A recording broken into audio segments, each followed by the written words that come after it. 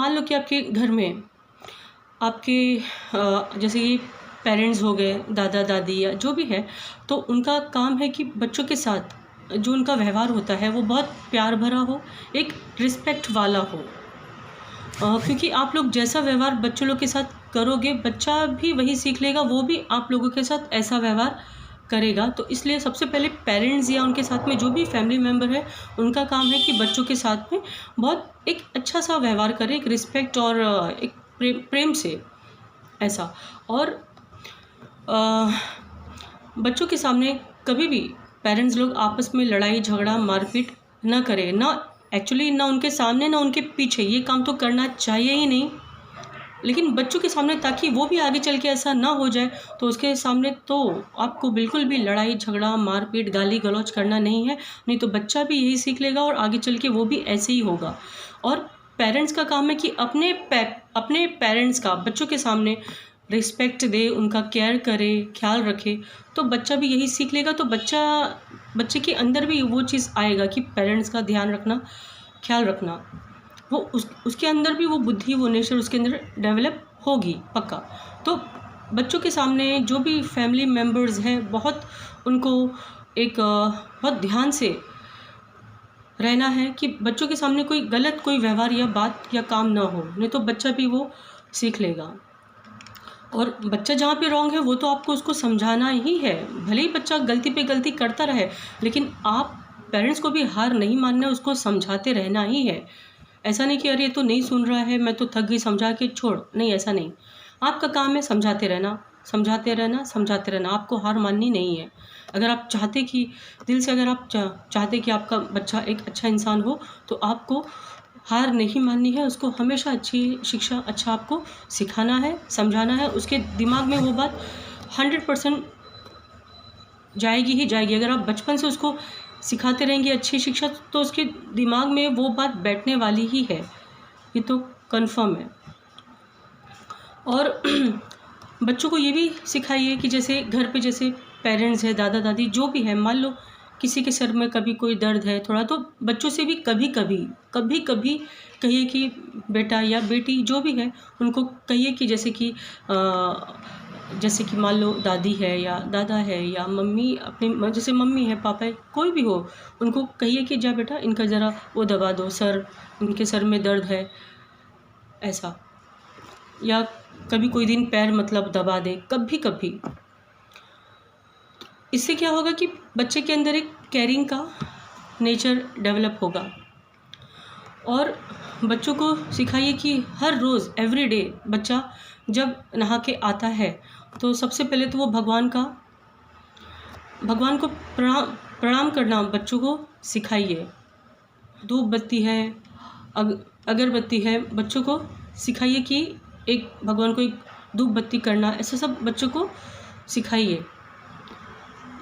बच्चे के अंदर एक एक स्पिरिचुअल होना, एक भगवान के लिए भी एक श्रद्धा होना, भक्ति होना, प्रेम होना, ये भी बहुत बहुत ज़रूरी है। ये चीज़ आपको बचपन से ही डालना है कि भगवान का पूजा करना, प्रणाम करना, छोटा मोटा, मैं ऐसा नहीं बोल रही हूँ कि लंबा कोई पूजा पाठ, वो नहीं बता रही हूँ। जैसे नहाने के बाद एक भगवान को प्रणाम करना, और कुछ भी जैसे भगवान का नाम लेना, सीताराम सीताराम, जय श्री कृष्णा, कोई भी छोटा मोटा आप बच्चों को सिखा दो कि ये नाम तुम 10 बार 5 बार लो, या मतलब जैसे यानी गायत्री मंत्र हो गया, वो उनको सिखा दो, वो उनको कहो कि तुम 5 बार 10 बार लो ऐसा। तो ये सब आपको बचपन से ही ये हैबिट डालनी है, बच्चा 100% सीख लेगा। मैंने भी फ्रेंड्स अपने बच्चे में ये सब आदत डाली है और वो सब सीखा है। तो इसीलिए मैं एकदम अपने बात पे श्योर हूँ कि आप भी सिखाओगे तो बच्चा वो सीख लेगा। और भगवान का पूजा जैसे हो गया, फिर बच्चों को कहिए कि अपने घर में जो भी बड़े हैं उनका पैर छुए। पेरेंट्स का भी काम है कि अपने पेरेंट का पैर छूना, और अपने बच्चों को भी सिखाइए कि पेरेंट का हो गया, जैसे दादा दादी हो गए या नाना नानी हो गए, जो भी बड़े हैं उनका पैर छूना बच्चों को सिखाइए। ये हो गया।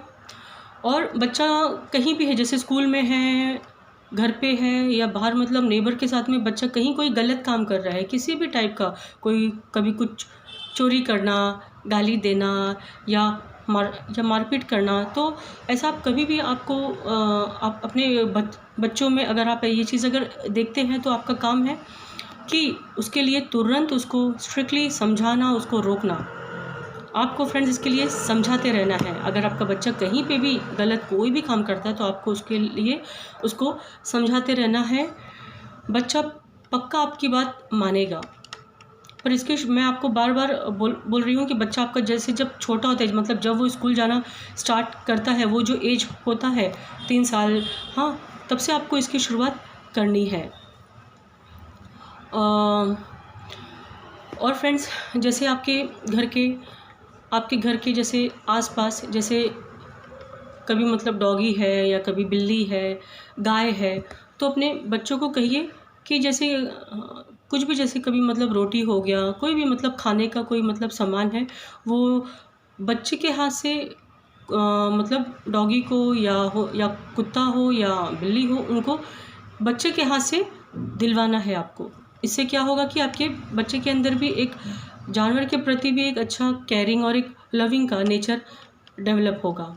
और जैसे मान लो कभी हम लोग जैसे मतलब रास्ते में जाते हैं, कोई गरीब है, भिखारी है, जिसकी हालत बिल्कुल अच्छी नहीं होती, ऐसा बहुत बार होता है, तो अपने बच्चों के हाथ से उन मतलब गरीब के लिए कोई भी 1-2, जैसे अगर मतलब गरीब है तो बच्चों के हाथ से कुछ ना कुछ खाना कभी कभी दिलवाइए। इससे भी बच्चे के अंदर एक इंसानियत, एक लविंग, एक केयरिंग का फीलिंग, एक नेचर उसके अंदर डेवलप होगा। तो ये सब अगर आप आदत डालेंगे तो आपके बच्चे के अंदर 100% उसका एक नेचर, उसका दिल बहुत अच्छा होगा। और अपने बच्चों को हफ्ते में 2 बार 3 बार उसे मंदिर ज़रूर लेके जाइए। भगवान की बातें उसे कहिए, भगवान के बारे में बताइए। बच्चे के अंदर यानी स्पिरिचुअल होना ये भी बहुत ज़रूरी है। तो ये आपको बचपन से ही ये अच्छी आदतें उसके अंदर डालनी है।